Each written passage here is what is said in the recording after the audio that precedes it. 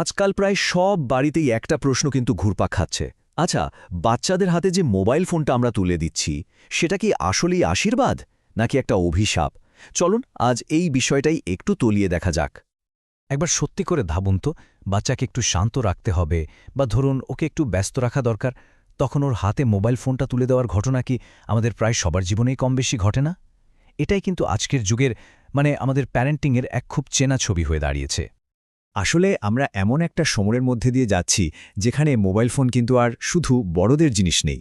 এটা এখন বাচ্চাদের খেলার সঙ্গী, ওদের শেখার একটা মাধ্যম, এক কথায় বলতে গেলে ওদের জীবনের একটা অংশ হয়ে গেছে।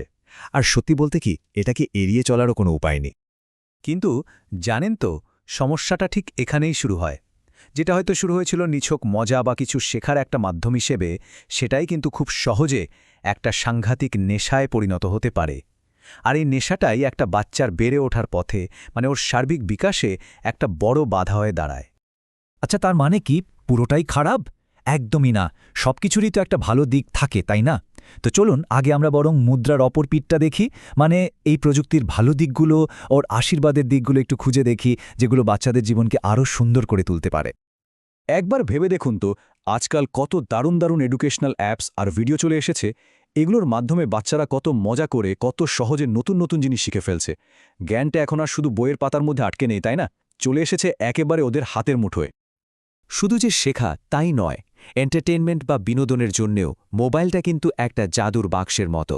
একটা মজার কার্টুন বা একটা সুন্দর গল্পের ভিডিও কিংবা মন ভালো করে দেওয়া গান, এগুলো কিন্তু নিমেষেই বাচ্চাদের মন ভালো করে দেয়, ওদের মুখে হাসি ফুটিয়ে তোলে, ওদেরকে দেয় দারুণ কিছু আনন্দের মুহূর্ত। আর হ্যাঁ, আরও একটা খুব গুরুত্বপূর্ণ ব্যাপার আছে। ছোটবেলা থেকেই টেকনোলজির সাথে একটা জানাশোনা হয়ে গেলে ওরা কিন্তু ভবিষ্যতের জন্য তৈরি হয়ে যায়। ভবিষ্যতে ওরা প্রযুক্তির ব্যবহারে আরও অনেক বেশি সাবলীল আর দক্ষ হয়ে উঠবে। এটা ওদের ভবিষ্যতের জন্য যে কত বড় একটা প্লাস পয়েন্ট, ভাবা যায়। আর সেই সব প্রিয়জনদের কথা ভাবুন তো, যারা হয়তো দূরে থাকেন। ধরুন দাদা দাদি বা নানা নানি, যারা অন্য শহরে বা এমনকি অন্য দেশে থাকেন। ভিডিও কলের মাধ্যমে বাচ্চারা কিন্তু সহজেই তাদের মুখ দেখতে পারে, কথা বলতে পারে। এতে কি হয়, পারিবারিক বন্ধনগুলো আরও অনেক বেশি মজবুত হয়। কিন্তু একটা বড় কিন্তু আছে। কি হয় যখন এই ব্যবহারটা আর সীমার মধ্যে থাকে না, যখন এটা একটা নেশায় পরিণত হয়? ঠিক এইখান থেকেই কিন্তু বিপদের শুরু। তো চলুন এবার ফেরা যাক মুদ্রার সেই অন্য পিঠটায়, অন্ধকার দিকটাতে। যখন ব্যবহারটা মাত্রা ছাড়িয়ে যায়, তখন এই নিরীহ দেখতে মোবাইল ফোনটায় বাচ্চাদের জীবনে কি কি ভয়ঙ্কর বিপদ ডেকে আনতে পারে, চলুন এবার সেটাই একটু জেনে নেওয়া যাক। আর এর প্রভাবগুলো কিন্তু শুধু একদিকে নয়, অনেক দিকে। যেমন ধরুন শারীরিক সমস্যাগুলো, চোখের ওপর চাপ পড়ছে, ঘুমের 12টা বেজে যাচ্ছে, এমনকি ওবেসিটি বা মোটা হয়ে যাওয়ার ঝুঁকিও বাড়ছে। আবার মানসিক দিকটাও দেখুন, বাচ্চারা কেমন যেন একা হয়ে পড়ছে, অন্যদের সাথে মিশতে পারছে না, খিটখিটে হয়ে যাচ্ছে, অল্পতেই রেগে যাচ্ছে। আর পড়াশোনার কথা তো ছেড়েই দিলাম, মনোযোগটাই তো হারিয়ে যাচ্ছে। শুধু তাই নয়, এর সাথে আরও একটা মারাত্মক ঝুঁকি কিন্তু জড়িয়ে আছে। ইন্টারনেট তো একটা খোলা জগৎ, তাই না? বাচ্চারা খেলতে খেলতে বা ভিডিও দেখতে দেখতে হঠাৎ করে এমন কিছু দেখে ফেলতে পারে যা ওদের বয়সের জন্য একদমই ঠিক না। আর এই ধরনের কন্টেন্ট কিন্তু ওদের কচি মনে একটা গভীর আর দীর্ঘস্থায়ী খারাপ প্রভাব ফেলে দিতে পারে। তাহলে এখন প্রশ্ন হলো, উপায়টা কি? ভয় পেয়ে টেকনোলজি থেকে বাচ্চাদের একদম সরিয়ে রাখাটা কিন্তু কোনো সমাধান হতে পারে না। আসল সমাধান হলো ব্যালেন্স করা, বুদ্ধির সাথে এটাকে কন্ট্রোল করা। আর এই কন্ট্রোল করার সবচেয়ে বড় দায়িত্বটা কিন্তু নিতে হবে বাড়ির বড়দের, অভিভাবকদের। তো চলুন দেখে নিই ঠিক কি করা যেতে পারে। অভিভাবকরা খুব সহজ কিন্তু দারুণ কার্যকরী কয়েকটা পদক্ষেপ নিতে পারেন। 1 নম্বর, স্ক্রিন টাইম ঠিক করে দিন।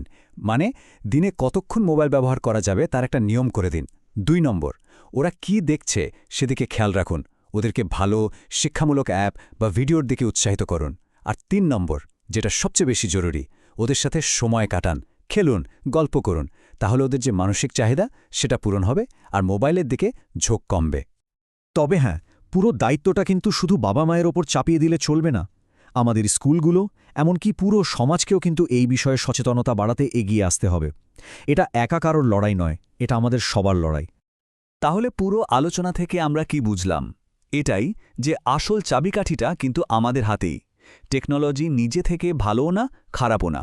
এটা ভালো হবে না খারাপ হবে সেটা পুরোপুরি নির্ভর করে আমরা এটাকে কিভাবে ব্যবহার করছি তার উপর। একটা লাইনেই হয়তো পুরো ব্যাপারটা বলে দেওয়া যায়। সঠিক আর নিয়ন্ত্রিত ব্যবহারে মোবাইল হতে পারে শিক্ষার দারুণ এক মাধ্যম, আর অনিয়ন্ত্রিত ব্যবহারে এটাই ডেকে আনতে পারে ভবিষ্যতের বিপর্যয়। শেষ প্রশ্নটা তাই আমাদের সবার জন্য। আমাদের পরবর্তী প্রজন্মের হাতে যে মোবাইল ফোনটা রয়েছে সেটা কি তাদের জন্য আশীর্বাদ হয়ে উঠছে, নাকি ধীরে ধীরে একটা অভিশাপে পরিণত হচ্ছে? এই সিদ্ধান্তটা কিন্তু আমাদের সবার হাতেই।